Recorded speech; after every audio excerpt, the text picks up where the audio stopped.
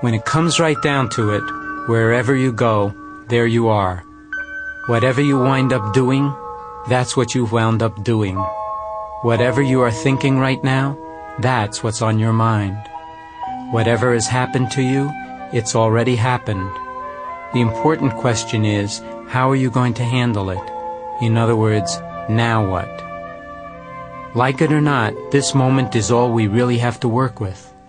Yet we all too easily conduct our lives as if forgetting momentarily that we are here where we already are, and that we are in what we are already in. In every moment, we find ourselves at the crossroad of here and now. But when the cloud of forgetfulness over where we are now sets in that very moment we get lost. Now what becomes a real problem. By lost, I mean that we momentarily lose touch with ourselves and with the full extent of our possibilities. Instead, we fall into a robot-like way of seeing and thinking and doing. In those moments, we break contact with what is deepest in ourselves and affords us perhaps our greatest opportunities for creativity, learning, and growing. If we're not careful, those clouded moments can stretch out and become most of our lives. To allow ourselves to be truly in touch with where we already are, no matter where that is, we have got to pause in our experience long enough to let the present moment sink in. Long enough to actually feel the present moment, to see it in its fullness, to hold it in awareness, and thereby come to know and understand it better. Only then can we accept the truth of this moment of our life, learn from it, and move on. Instead, it often seems as if we are preoccupied with the past, with what has already happened, or with a future that hasn't arrived yet. We look for someplace else to stand, where we hope things will be better, happier, more the way we want them to be, or the way they used to be. Most of the time we are only partially aware of this inner tension, if we are aware of it at all.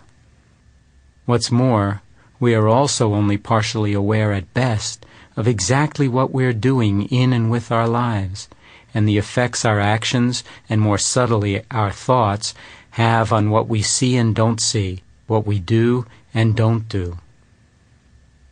When we speak of meditation, it's important for you to know that this is not some weird cryptic activity as our popular culture might have it.